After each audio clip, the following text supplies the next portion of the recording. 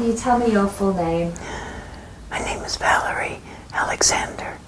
And when did you have the surgery that resulted in the injury to your vocal cords? The first surgery was in April of 2012. And as far as your voice is concerned, can you just tell me how the loss of your voice impacts you on a day-to-day basis? It's much more profound than I thought it would be. I have difficulty getting phone calls through. Some people can hear me if they know it's me and they listen carefully. But many times if the phone rings, I say hello and people can't hear me, so they think no one's there. Then I have to find someone in the house to say hello and tell them that I am here and listening. So I occasionally ask people to make phone calls for me, like repairs of equipment or looking for certain things, because I have the farm and it's continually repairing and making contacts with other people. Tell me about the farm business and how the loss of your voice impacts your ability to do what you need to do with your farming business. I have take vegetables and fruits to the farmers markets, but now I really can't sell the stuff myself because people can't hear me when they're in the farmers markets, in particular if there's any noise, which there always is. So I have to have someone else manage the stand for me. How often do you do a stand at the farmers market? 2 times a week in the summer. How about on a social basis? How has the loss of your voice just impacted your social life and your ability to interact in social situations? Well, it's very difficult for anybody to hear me if we're at a social event where there's music or lots of other people talking. They can't hear me at all. Sometimes I have to take like my iPad or some other thing that I can write out what I want to say. I've been politically active for many years, and that has slowed me down in a lot of those activities. I'm the founder of a non-profit group, but it's very difficult to carry on activities with that group now. What kind of activities did you used to do that you now have difficulty in doing? Oh, I used to testify before commissioners and before politicians and in public meetings. On what kind of areas would you do that? Well, it's environmental groups. How about in terms of physical activities? Has your level of physical activity changed in any way because of the injury to your voice? I've had a little more trouble recently. I had a tracheostomy tube for nearly 2 years, and that was difficult to manage. I used to like to go camping and travel and go snorkeling. I used to scuba dive. Of course, I can't do that anymore. I did take the tracheostomy, the suction tube tank, and all of those things with me. But finally, in order for me to get rid of the tracheostomy tube, I had to sacrifice my voice. To me, that was a better option because the tracheostomy tube was difficult for my lifestyle to maintain. For instance, when I drive the tractor and do other work out in the fields, I couldn't get dust in it. And that's a really hard thing to do when you're farming. Just tell me a little bit more about what it was like living with the tracheostomy tube and why you decided to have that taken out. Well, if I was going to be gone for very long, I always had to carry a little suction machine with me. It was about 12 inches by 15 inches in a box and fairly heavy. And although it had a battery, I had to charge it every once in a while. And so it's kind of like an extra burden all the time. Did you have any infections or any problems with the tube? Oh yeah, I had multiple infections. They were usually Pseudomonas, so I took Cipro many times.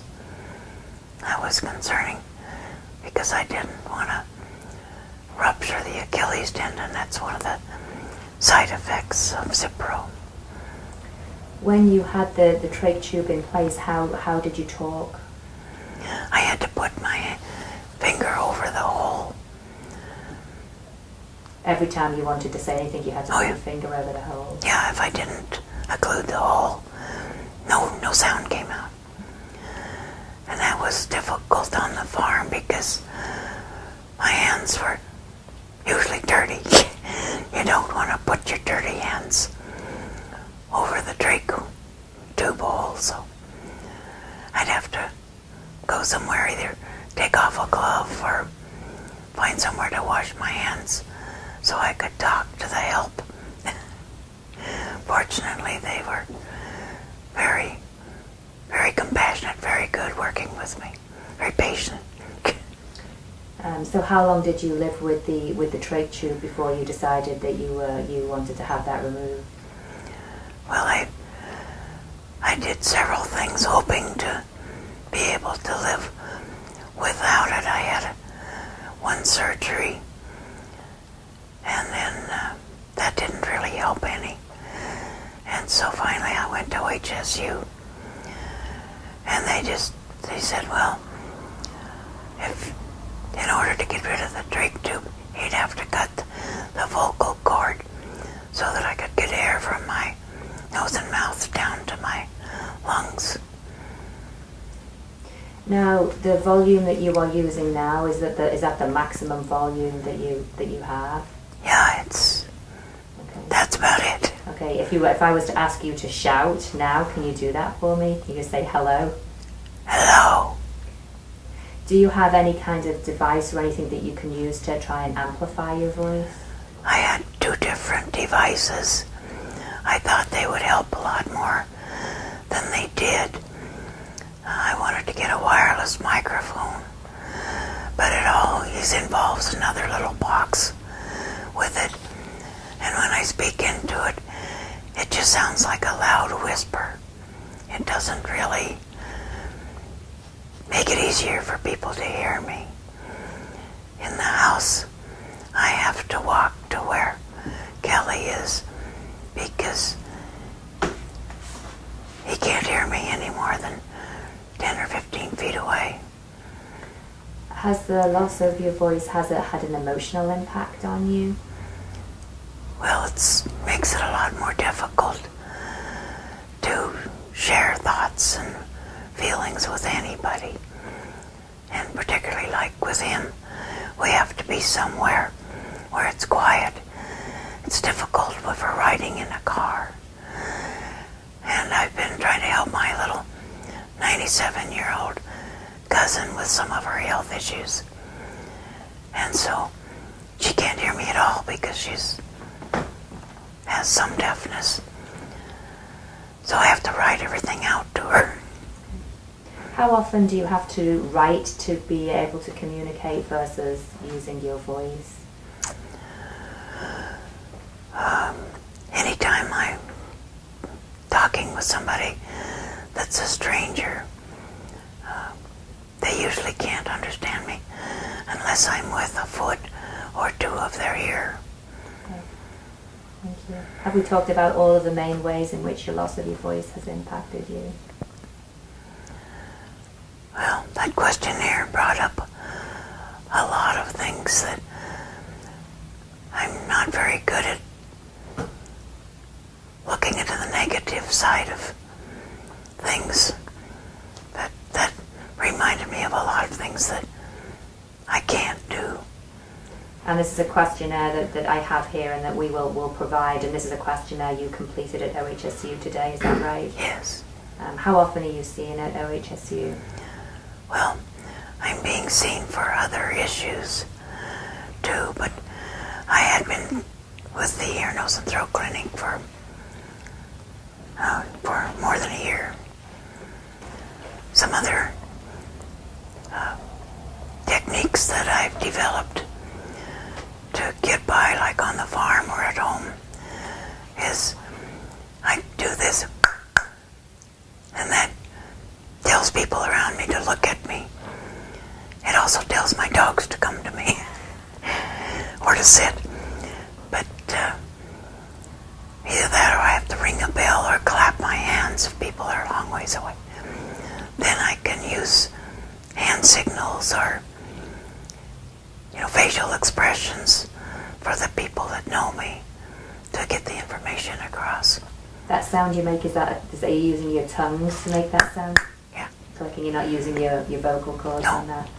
No, but it's just an easy way to make a noise that says, look at me. I get frustrated.